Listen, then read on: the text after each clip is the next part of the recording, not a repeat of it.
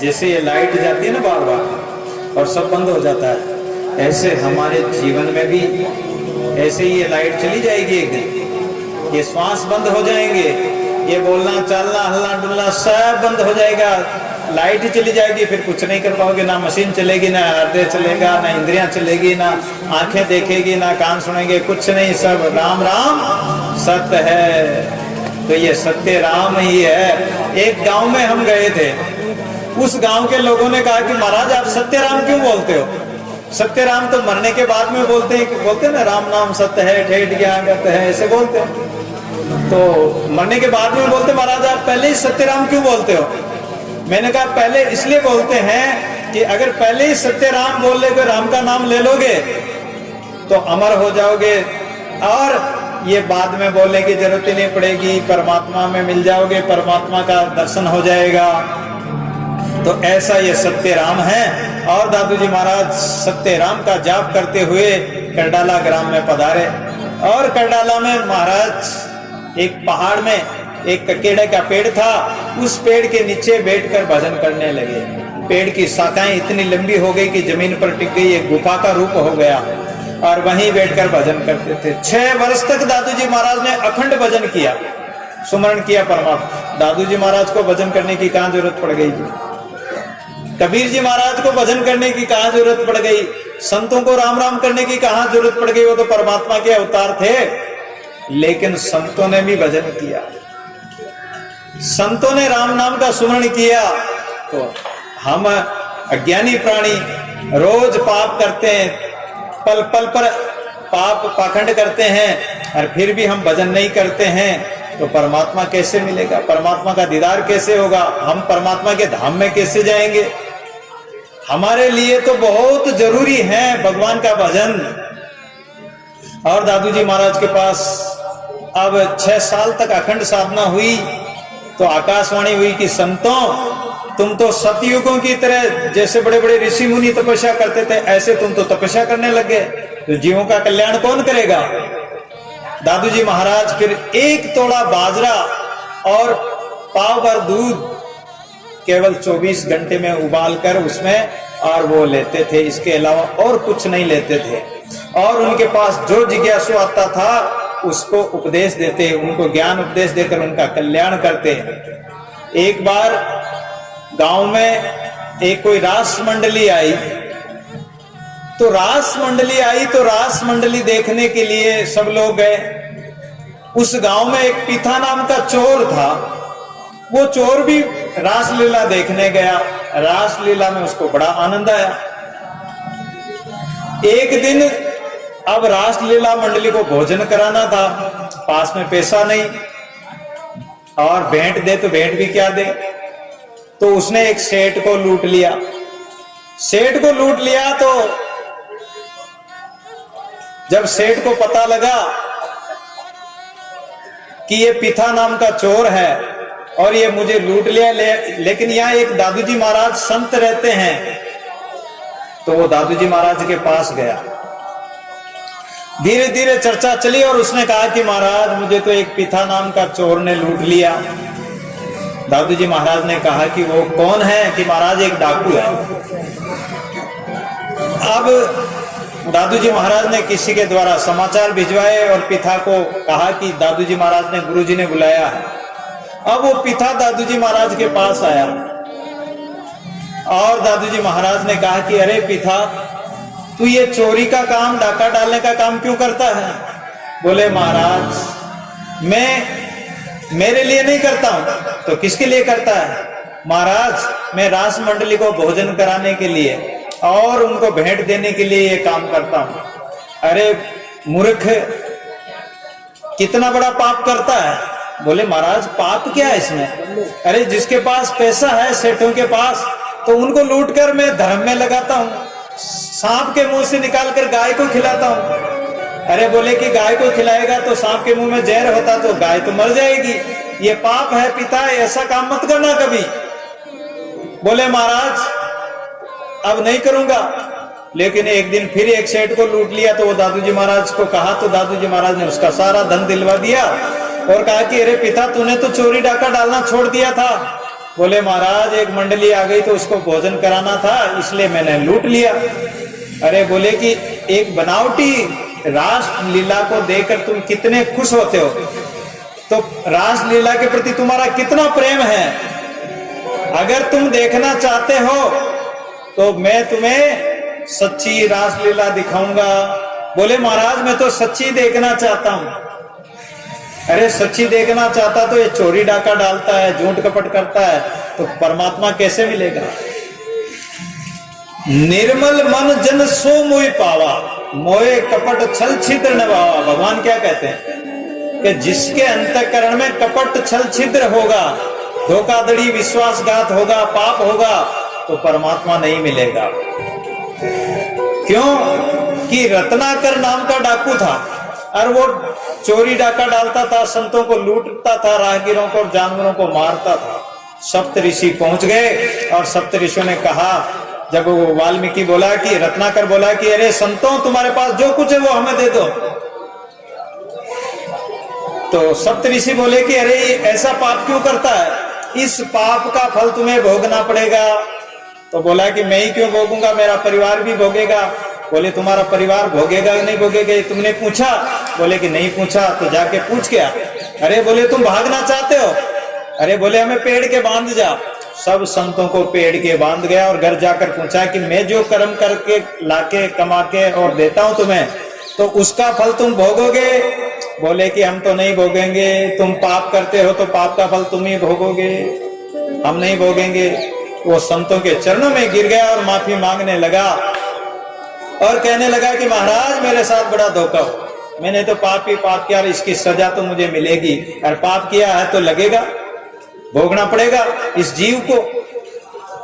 तो दादूजी महाराज वो रत्नाकर संतों का शिष्य बन गया और राम राम जपने लगा। उसको कहा कि अरे राम राम जप, तो बोला कि राम राम नहीं आता, मुझे तो मरा मरा आता है, कि मरा मरा ही जपने लगेगा।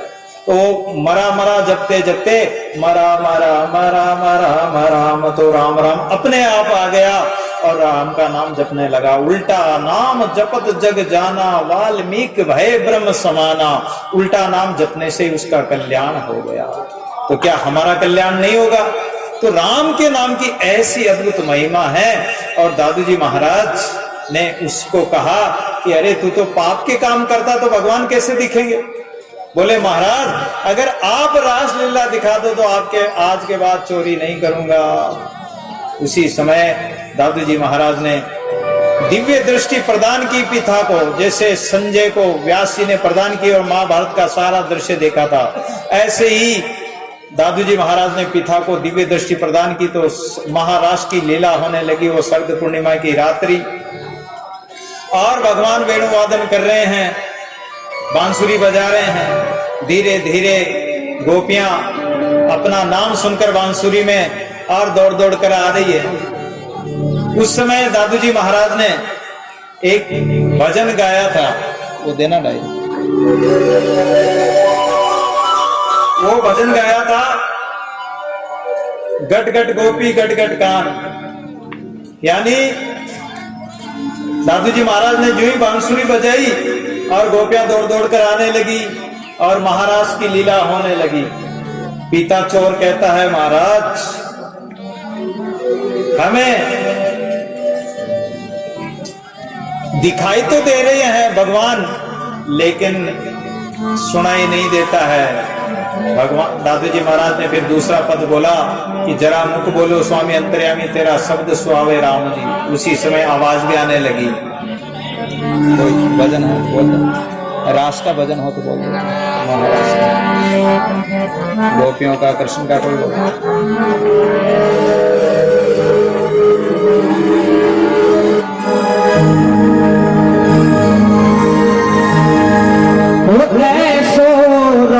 रचो वृंदावन बज रही पायल की झनकार,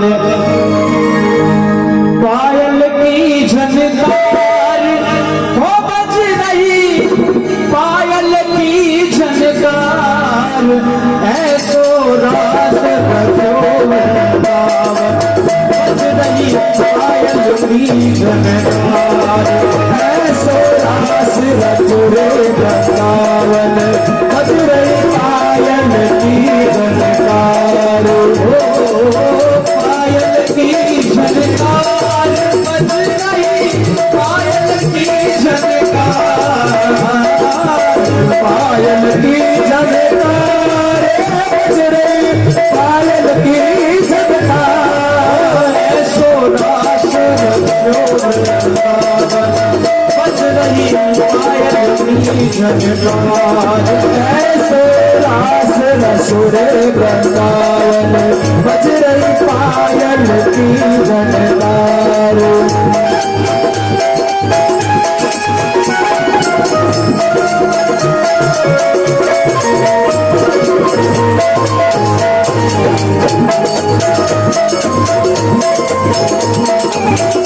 भांति भांति के बाजे बाजे भांति के बाजे बाजे धरती अंबर दोनों नाचे धरती अंबर दोनों नाचे भांति भांति के बाजे बाजे भांति भांति के बाजे बाजे धरती अंबर दोनों नाचे धरती अंबर दोनों नाचे बाजे मधुरी पान नाचे मधुरी पान गोपियां सब सखियन को साथ ऐसो रास रचो वृंदावन बज रही पायल की झनकार ऐसो रास रचो वृंदावन बज रही पायल की झनकार बज रही पायल की झनकार पायल की झनकार बज रही पायल की झनकार ऐसो रास रचो वृंदावन बज रही पायल की झनकार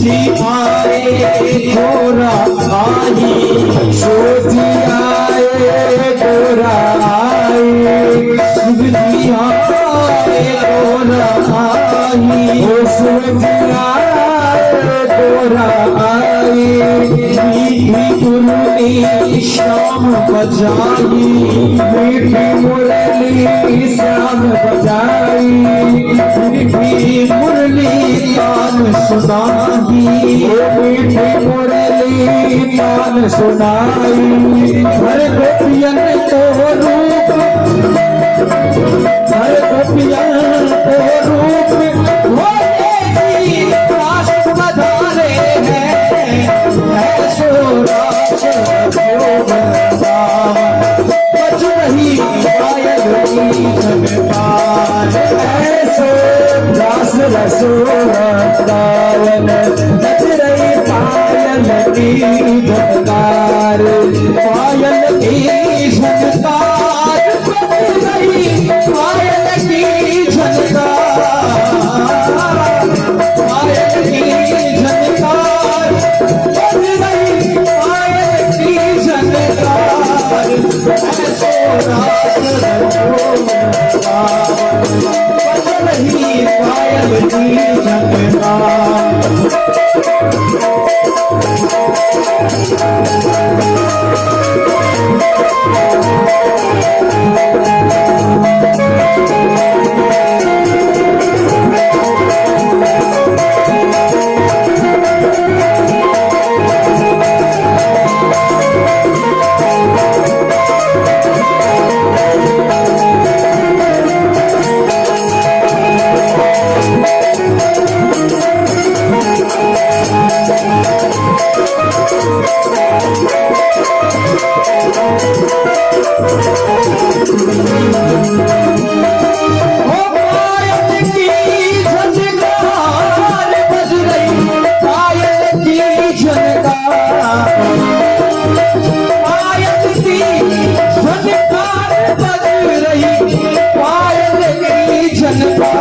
ऐसो रास रसोर सावन बज रही पायल की झनकार ऐसो रास रसोर सावन बज रही पायल की झनकार सुख लाल हमारे लाल हमारे बेटा लाल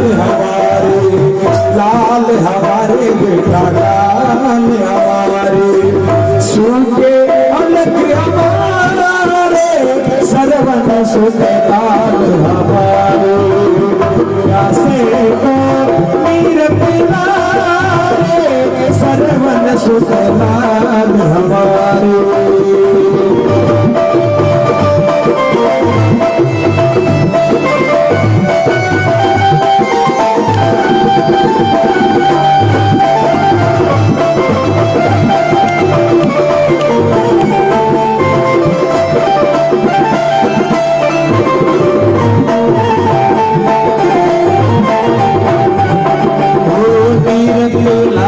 बेटा नीर पिला दे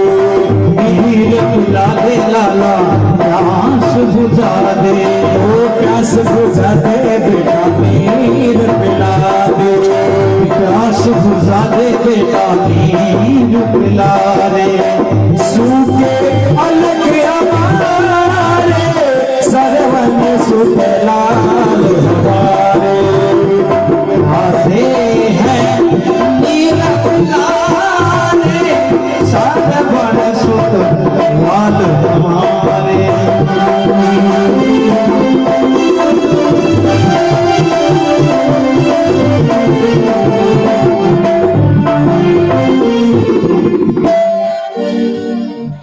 श्रवण के लिए माता पिता कितने तड़प रहे थे प्यास के मारे, और इधर दशरथ ने जो ही बाण मारा और उसके प्राण पखेरु उड़ गए। पास में जाकर देखा और उनकी बात सुनकर जब मटका लेके जाते हैं और माता पिता को पानी पिलाते हैं, लेकिन माता पिता पानी नहीं पीते हैं, वो भी प्राण त्याग देते हैं और श्राप देते हैं कि जा, जिस प्रकार हम पुत्र वियोग में तड़प रहे हैं, क्या हो गया, उसी प्रकार तू भी अपने पुत्रों के वियोग में तड़पेगा। तो ये क्या है, कर्म गति टारी नाई टरे। एक दिन राजा हरिश्चंद्र नीच घर जल भरे, कर्म गति टारी नाई टरे। तो उसके कारण राजा दशरथ कहता है कि रानी, आज मुझे वो बात याद है। उस व्यक्ति को याद आती है कि मैंने कुछ कर्म किया है, मैंने पाप किया है, उसका बदला हमें ये दुख मिल रहा है, हमें ये कष्ट भोगना पड़ रहा है। और राजा दशरथ इतना दुखी होकर हाँ राम हे राम ऐसे 6 बार कहकर प्राण त्यागे थे। उस समय दादू जी महाराज एक पद के द्वारा क्या कहते हैं, अजून निकसे प्राण कठोर। सोरठ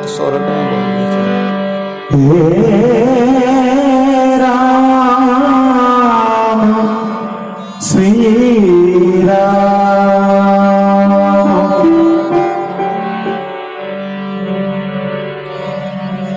निकसे प्राण कठोर। कौन कह रहा है? ये राजा दशरथ कह रहे हैं कि राम के बिना मेरे प्राण क्यों नहीं निकल रहे हैं, तो मेरा हृदय इतना कठोर क्यों हो रहा है कि जो राम हमें छोड़कर चले गए फिर भी हमारे प्राण नहीं निकल रहे हैं। वही स्थिति हमारे मन की होनी चाहिए, ऐसी व्याकुलता होनी चाहिए, ऐसी तड़प होनी चाहिए, ऐसी प्यास होनी चाहिए। ओ दर्शन बिना बहुत दिन बीते, दर्शन बिना बहुत दिन बीते, सुंदर प्रीतम मोर अज होना कैसे प्राण कठोर, अज होना कैसे प्राण कठोर, अज होना कैसे प्राण कठोर, अज होना कैसे प्राण कठोर।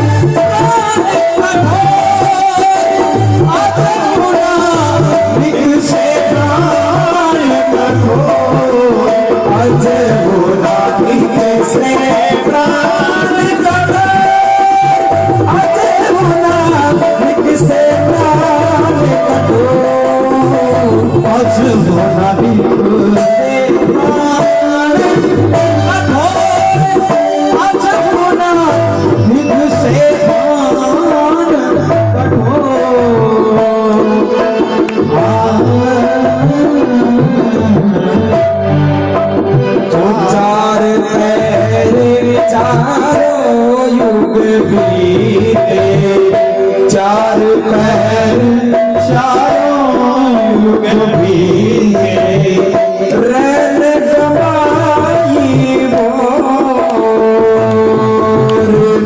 चार पैर चारों युग बीते, रैन कमाई मोर।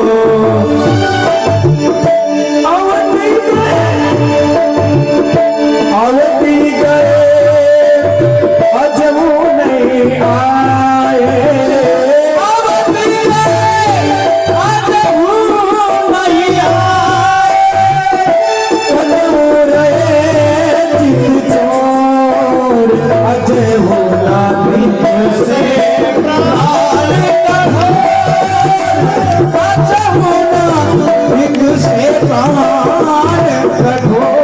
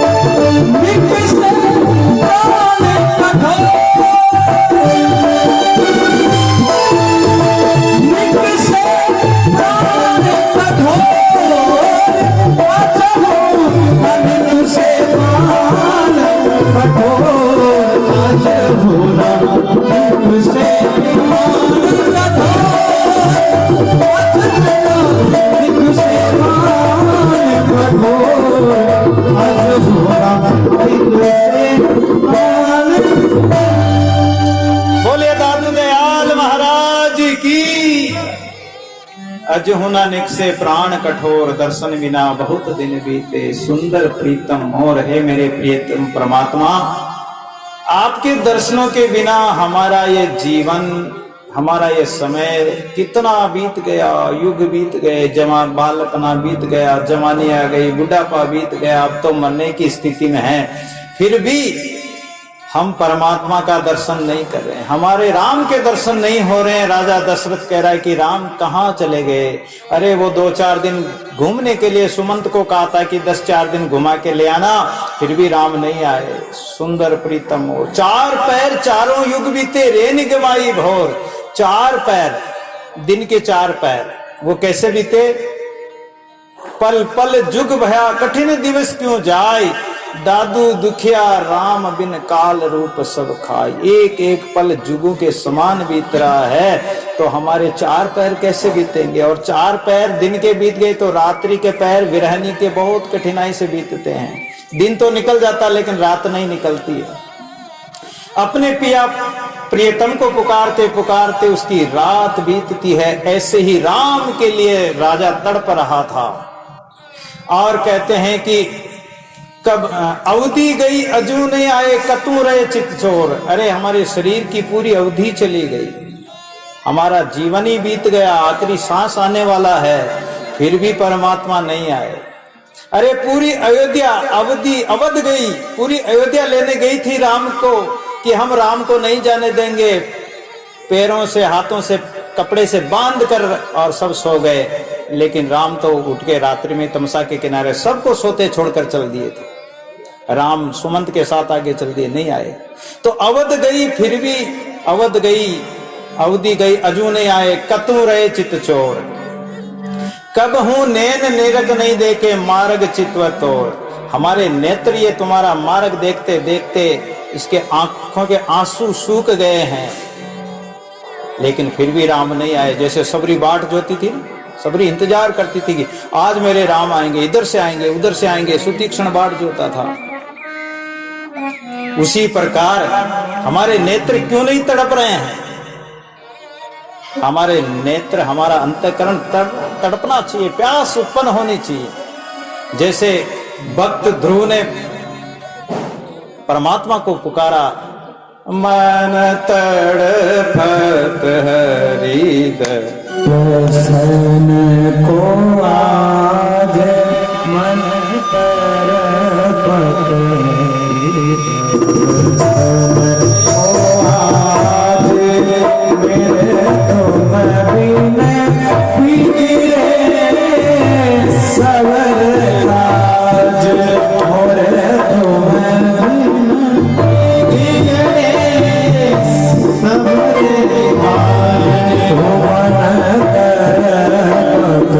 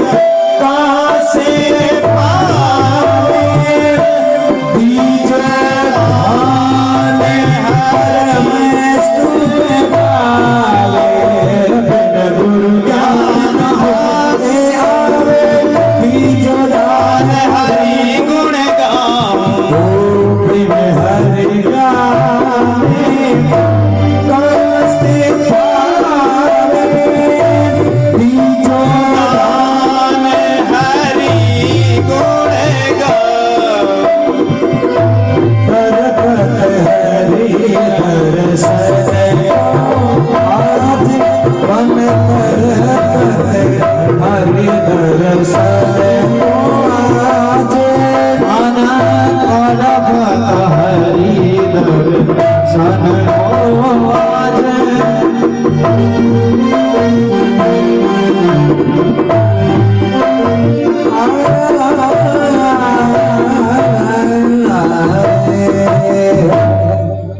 बोलिए भक्त और भगवान की। मन तड़पत हरि दर्शन को आज। क्या सच्चे मन से हमारा मन तड़प रहा है? अपने मन पर, अपने छाती पर हाथ लगाकर, अपने दिल पर हाथ लगाकर विचार करो, सोचो। एक बार रामकृष्ण परमहंस सभा कर रहे थे और उस सभा में उन्होंने कहा कि भगवान सबको दर्शन देते हैं। भगवान ने दर्शन दिए हैं और भगवान दर्शन देंगे। एक व्यक्ति खड़ा हुआ और बोला कि महाराज आप भी कहते हो, पहले के संत भी कहते आए हैं और आगे भी कहते रहेंगे। अरे भगवान हुए जब हो गए, अब कौन से भगवान कौन से दर्शन देते हैं? तो रामकृष्ण परमहंस ने एक बात पूछी कि भैया एक बात बताओ। बोलो महाराज कि तुम्हारे घर में कोई मरा होगा? तो बोले महाराज सब सारा संसार ही मरता है, जो जन्मा है वो मरेगा, जो जन्मा सो मर जाए। तो जो जन्मा है वो मरेगा, ये तो संसार का नियम है, ध्रुव सत्य है। तो तुम्हारे घर में कोई बड़ा बूढ़ा मरा होगा तो तुम रोए होंगे कि हाँ महाराज रोए। बड़ा बूढ़ा मरता तो थोड़ा बहुत लोग दिखावा ही रो देते हैं, ज्यादा आंसू नहीं आए तो थोड़ा बहुत तो रो ही देते हैं, लेकिन रोते जरूर है। अरे भाई बुढ़ा था, चलो सुधर गई, कोई बात नहीं। और कोई जवान मर जाए तो भी रोते हैं। अरे महाराज जवान मर जाए तो बहुत ज्यादा रोते हैं, क्योंकि जवान मरता है तो उसके लिए तो कोई छाती ठोक के पीट के रोता है, कोई माथा ठोक के रोता है, कोई सदमा पहुंच जाता है, कोई बीमार हो जाते हैं, कोई पागल हो जाते हैं, सब रोते हैं। तो महाराज तुम्हारे कोई बालक मरा होगा तो रोए होंगे कि हाँ महाराज रोए। गाय भैंस मरती तो हाँ महाराज रोते हैं। कोई नुकसान हो जाए तो रोते हैं। तो बताओ, संसार की वस्तुओं के लिए, संसार के खिलौनों के लिए तो रोते हैं, कोई परमात्मा के लिए रोया है क्या?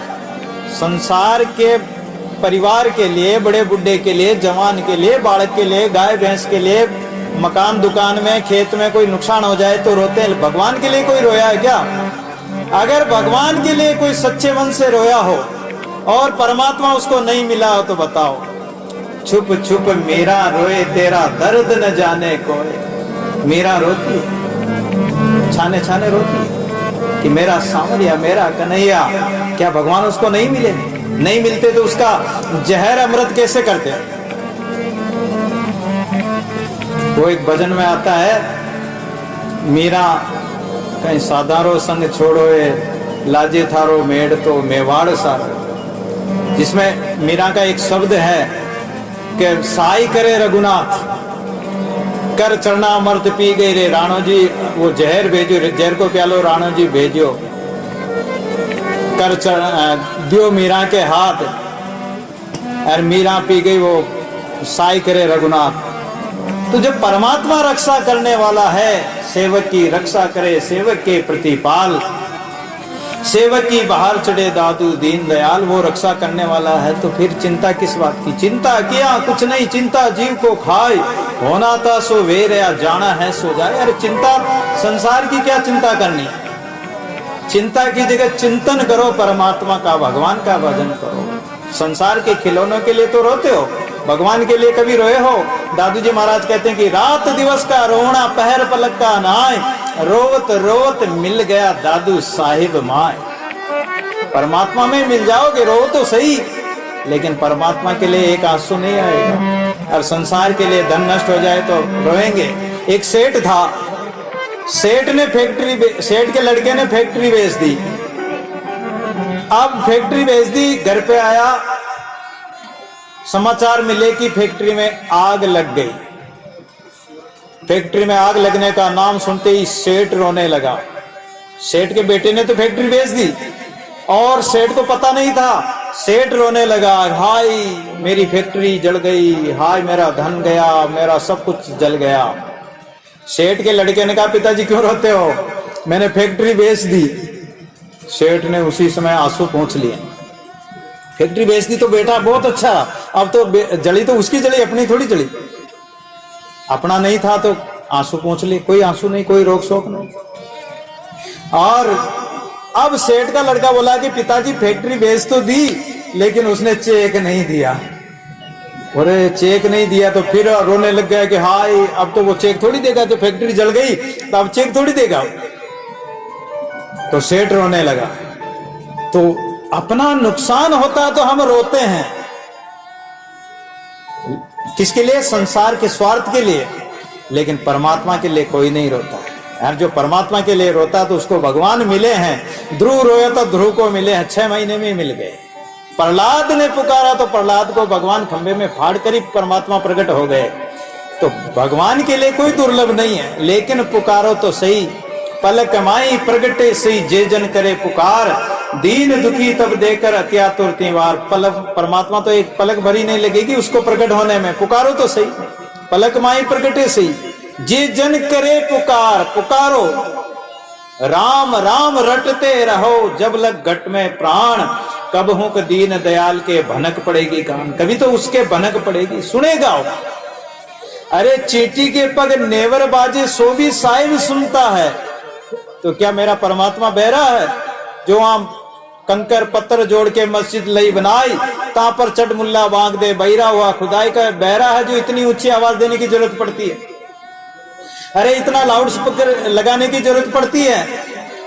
परमात्मा तो चींटी के पग नेवर बाजे उसको भी सुन लेता, यानी अंतःकरण की पुकार को सुन लेगा, सुनेगा, सुनता है। लेकिन हम पुकारे तो सही, सच्चे मन से सच्चे भाव से पुकारें। ऊपर ऊपर से पुकारने से नहीं सुनेगा, वो परमात्मा हृदय के भाव को सुनेगा, आपके मन की आवाज को सुनेगा। हृदय की हरि लेगा अंतर्यामी राय, सांच प्यारा राम को कोटि कर दिखलाई। परमात्मा को दिखाने की जरूरत नहीं, दिखावा जरूरत नहीं है। परमात्मा को तो हृदय की सच्चाई प्रिय है, निर्मल अंतःकरण प्रिय है। परमात्मा को जिसका अंतःकरण पवित्र हो, शुद्ध हो, वो परमात्मा को प्रिय है।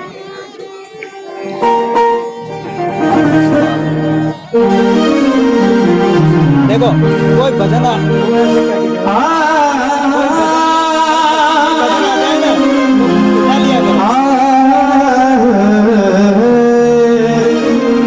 क्या कह रहे हो? न जाने कौन से गुण पर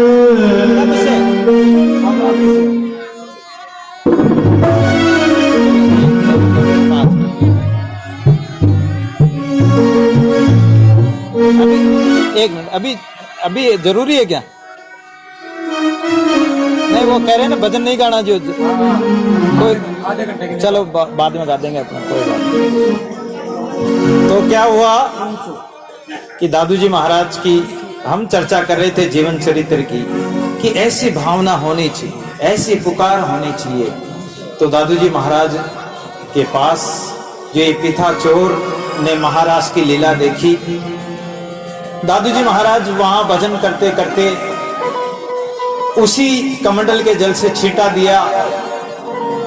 अब वो क्या, पिथा चोर का तो कल्याण हो गया, लेकिन एक बार क्या हुआ कि एक प्रेत रहता था करडाला में, एक पहाड़ी पर, और वो प्रेत लोगों को डराता धमकाता।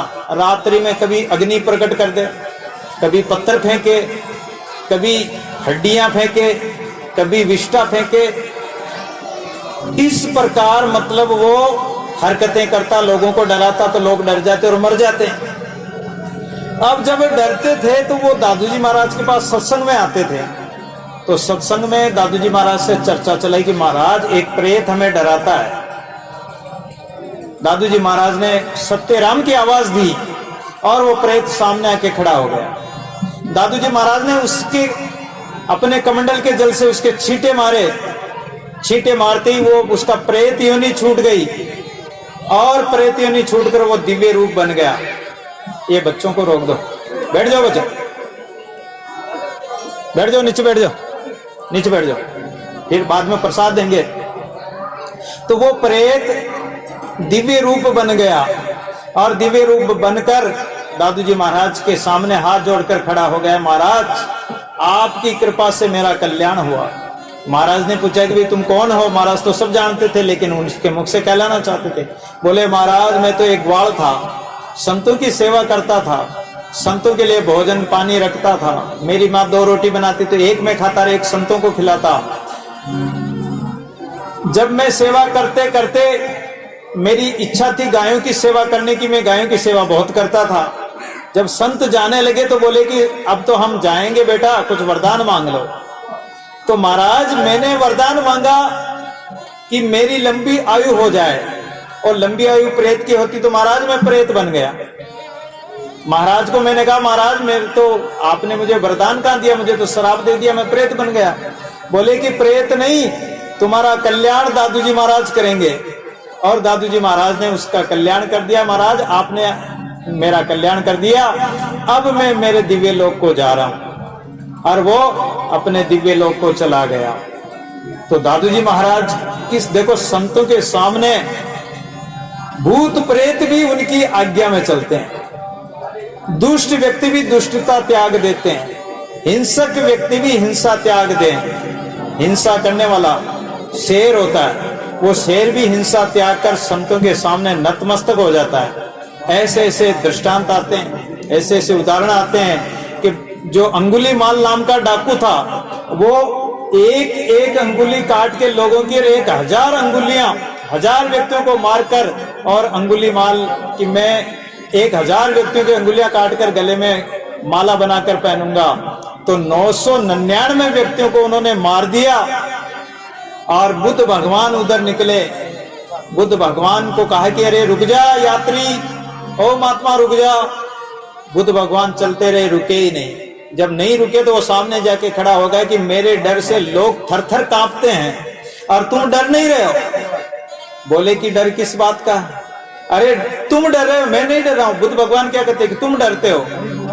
रत्ना वो डाकू बोला अंगुलीमाल की मैं कैसे डरता हूं, तो तुम जंगल में क्यों रहते हो, नहीं डरते हो? तो एकदम उसको होश आया कि वास्तव में मेरे हृदय के चोट पहुंच गई कि मैं अगर डरता नहीं तो जंगल में क्यों रहता हूँ? राजा के डर से, जनता के डर से तो जंगल में रहता हूँ, छिपकर वार करता हूँ, लोगों को मारता हूँ। अरे बोले कि रुक जाओ। बुद्ध भगवान फिर भी चलते रहे। बोले रुक जाओ, नहीं तो ये मेरा खंजर देखा नहीं देखा, मैं गर्दन अलग कर दूंगा और तुम्हारी अंगुलियां काट कर 1000 अंगुली पूरी करके मेरी प्रतिज्ञा पूरी करूंगा। बोले कि मैं तो रुक गया कभी से, लेकिन तुम क्यों नहीं रुक रहे हो? ये अर्थात हमारा मन चल रहा, हमारी इंद्रियां चल रही, तब तक हम चाहे बैठे रहें तो भी हम चल रहे हैं। इसलिए वासना पूर्ति के लिए, स्वार्थ के लिए हम ऐसा पाप कर्म करते हैं, और इसके लिए हम 84 में चल रहे हैं। एक योनि पूरी कर दी तो दूसरी योनि में जाओ, वो पूरी हो गई तो तीसरी में जाओ। इस प्रकार हमारी यात्रा नहीं रुक रही, हम 84 में चलते चलते आ रहे हैं, चलते चलते जा रहे हैं। इसलिए रुक जाओ। बोले महाराज मैं तो वास्तव में इस बात को समझा ही नहीं, इस बात का मुझे कोई ज्ञान ही नहीं हुआ। बोले कि तूने कभी पूछा ही नहीं ज्ञान, तू संतों के संग में आया ही नहीं, संत शरण में कदे ना आयो, 55 मरियो बेल की नाई। तो बेल की तरह 55 के मरा, पाप किया, कर्म किया, संतों की संगत में आया ही नहीं, तो ज्ञान कैसे होगा तुझे? बोले महाराज मुझे उस परमात्मा का ज्ञान करो। उसी समय वो अंगुलियां फेंक दी और बुद्ध का शिष्य बन गया। वो बुद्धम शरणम गच्छामि। संतों की शरण का ऐसा प्रभाव होता है, संतों का सानिध्य मिल जाए, संतों के शब्दों में ऐसी, शब्द बाण में ऐसी अद्भुत शक्ति होती। राम जी के बाण तो शिकार को मारकर बाण वापस आ जाता, लेकिन संतों का शब्द बाण तो ऐसा होता, शब्द बाण गुरु साधु के दूर दिशंतर जाए, जी लागे सो उबरे सुते ले जगाए। यानी संतों के शब्द बाण तो ऐसे होते हैं कि मुर्दे को भी जिंदा कर देते हैं, मुर्दे को भी जिला देते हैं, सोए हुए प्राणी को जगा देते हैं, परमात्मा के मार्ग में लगा देते हैं।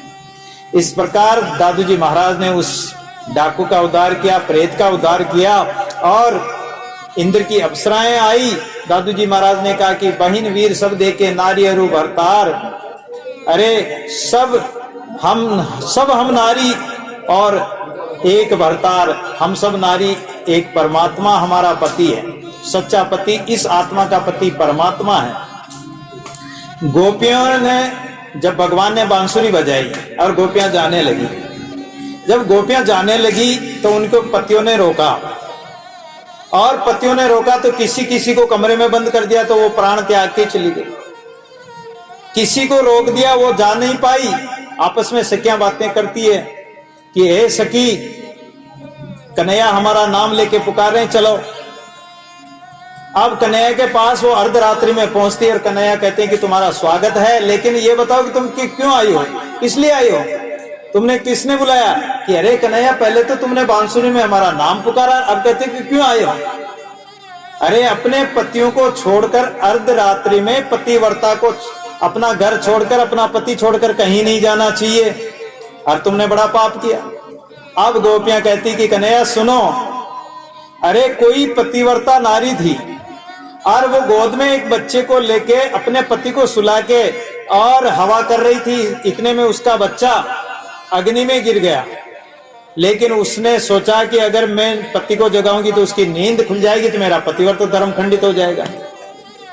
इसलिए उसने पति को जगाया नहीं, बच्चा गिर गया तो गिर गया, लेकिन पतिव्रत धर्म के कारण उसका बच्चा अग्नि में गिरा, लेकिन वो दधकती अग्नि भी शीतल जल के समान, बर्फ के समान हो गई, वो बच्चा बच गया। पतिव्रत धर्म का तो ऐसा फल, ऐसा वो होता है। तो गोपियां कहती कि कन्हैया एक दृष्टांत हम भी सुना दें। कि बोलो सुनाओ। कि अरे एक कोई पत्नी थी और उसका पति विदेश गया धन कमाने, तो उसने कहा कि मैं तुम्हारे बिना कैसे जीऊंगी? तो एक तस्वीर दे गए कि ये तस्वीर की पूजा करना, इसकी आरती उतारना, इसके भोग लगाना, इसके सारे जीवन निकाल लेना। ठीक है, वो तो चला गया। अब चला गया तो पीछे से वो तस्वीर की सेवा पूजा करती, आरती करती, भोग लगाती, सब कुछ करती। अब एक दिन क्या हुआ कि उसका पति बाहर आ गया, वो इधर पूजा कर रही, पति बाहर आ गया, दरवाजा खटखटाया, खोलो दरवाजा, खोलो दरवाजा, खोलो। अब उधर तो वो सेवा कर रही। बोले कन्हैया ये बताओ कि अब वो पत्नी उस तस्वीर की सेवा करे या जो दरवाजे पर उसका सच्चा पति आके खड़ा उसके लिए जाकर दरवाजा खोले, बताओ क्या करेगी?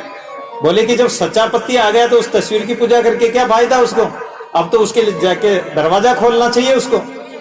तो यही तो बात हम कह रहे हैं कि जब सच्चा इस शरीर का पति होता है, ये संसार के पति है, ये संसार का संबंध है, बेटा बहू, पति पत्नी, माता पिता, परिवार, ये संसार के संबंध। इस शरीर का पति ये संसारी पति हो सकता है, लेकिन इस आत्मा का पति तो तुम हो, एकमात्र कन्हैया तुम हो, एक ब्रह्म है, एक परमात्मा है, इस जीव आत्मा का पति। और हम जब उसकी सेवा करते हैं तो इसीलिए तो हम संसारी पतियों को छोड़कर सच्चे पति परमात्मा को अपना लिया। मीरा कहती कि ऐसे वर को क्या वरूं जो जन्मे और मर जाए, वर परनू गोपाल को जो मारो चुड़लो अमर हो जाए। हमने सच्चा पति परमात्मा को अपना लिया तो फिर संसारिक पति की सेवा करने की क्या जरूरत है? कोई आवश्यकता नहीं। इसलिए हम तो सच्चे पति परमात्मा की सेवा करेंगे। सब हम नारी एक बरतार, सबको इतन करे श्रृंगार, घर घर सहज समारे, कंत प्यारे पंत न्यारे, आरत आतुर अपने पी को धावे, मिले ना कब अंग लगावे, अति आतुरिये खोजत डोले, बान परी वियोगनी बोले, सब हम नारी दादू दीन, देव स्वाकाऊ संग लीन। इसलिए हे प्रभु अब तो महाराज की लीला करो। कहने का तात्पर्य यह है कि इस जीव आत्मा का सच्चा पति परमात्मा। मीरा जब तो कहती है मेरे तो गिरधर गोपाल, एक दो लाइन बोल दो, मेरे तो गिरधर गोपाल, मेरे तो गिरधर गोपाल, दूसरा न कोई। मेरे तो गिरधर गोपाल, दूसरा न कोई। मेरे तो गिरधर गोपाल, दूसरा न कोई। मेरे तो गिरधर गोपाल, दूसरा न कोई। दूसरा न कोई, दूसरा न कोई, दूसरा न कोई, दूसरा न कोई। मेरे तो गिरधर गोपाल, दूसरा न कोई। बोले मीरा के श्याम की। अरे जे बोलने में वापस ढीले कैसे पड़ गए। बोलिए श्याम सुंदर भगवान की, बांके बिहारी लाल की, दादू दयाल महाराज की, सोजीदास बाबा की। मेरे तो गिरधर गोपाल दूसरा न कोई, जाके मोर मुकुट मेरो पति सोई। मीरा कहती है कि मेरे तो एक गिरधर गोपाल है। जब मीरा की शादी होने लगी तो वो अपने पति के साथ फेरे फिर रही है, लेकिन साड़ी के अंदर ही अंदर ठाकुर जी को घुमा रही कि मेरे सच्चे पति मेरे सांवरिया है, मेरे ठाकुर है। तो दादू जी महाराज भी यही कहते हैं कि हमारा पति परमात्मा है, उस परमात्मा का भजन करें। दादू जी महाराज 12 साल तक करडाला में विराजे, फिर वहां से सांबर पधारे। क्या समय हो गया? 5 बजे तक करेंगे।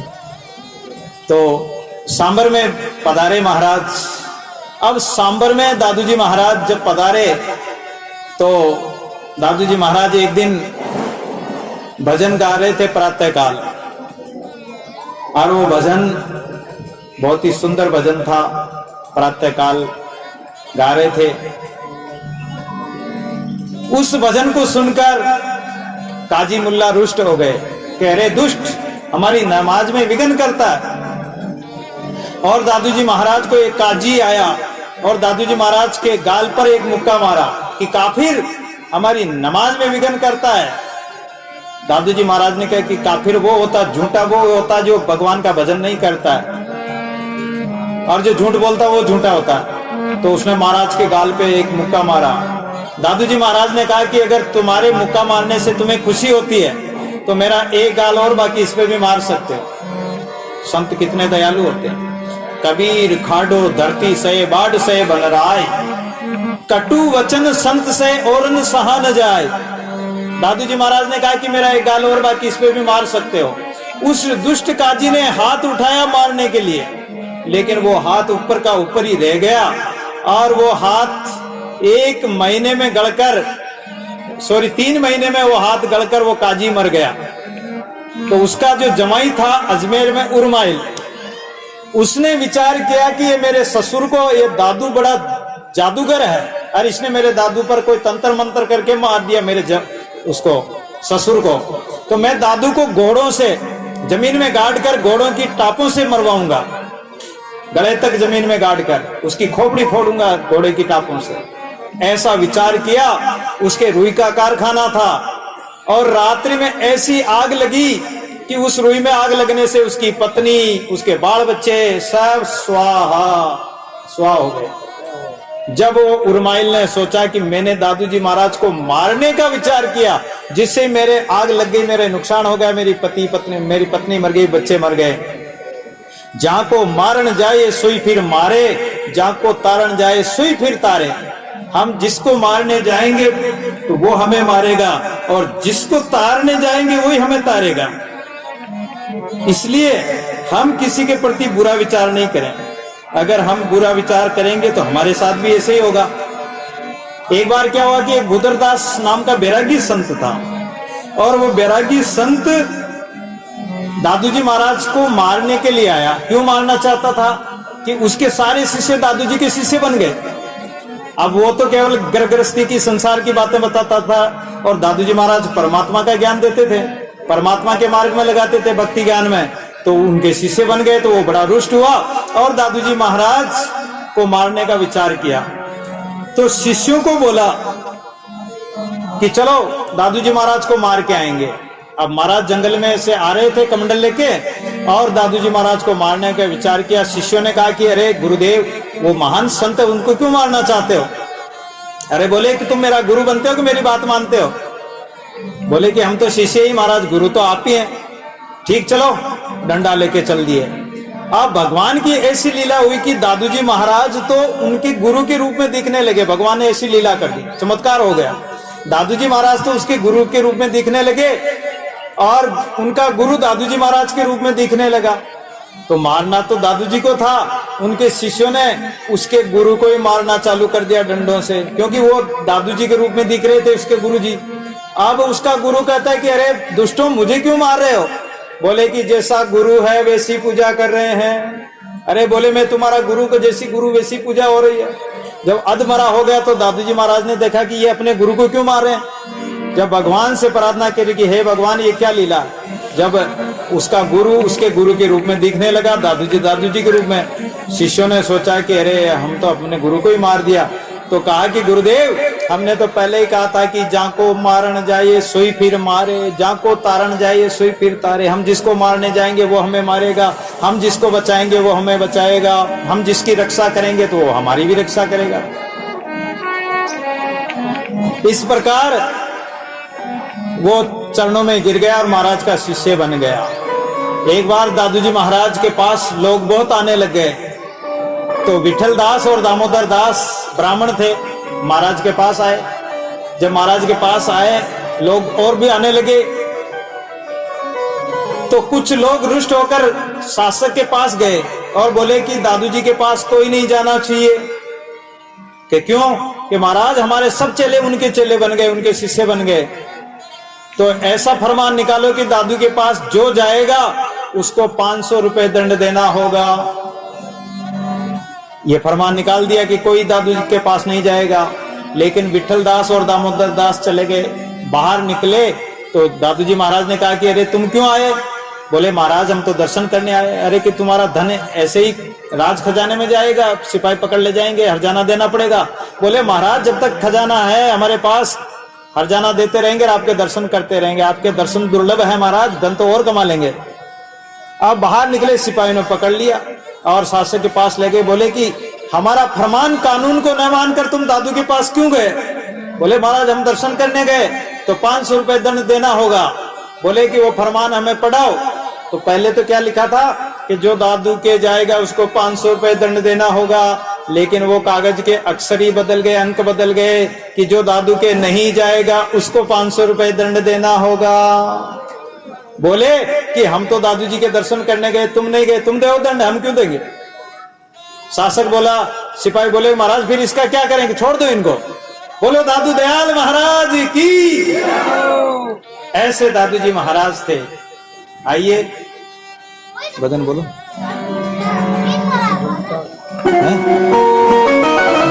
तुम ही हो रखपाल हमारे, या और आपको आता है दूसरा बोलो, आपकी इच्छा।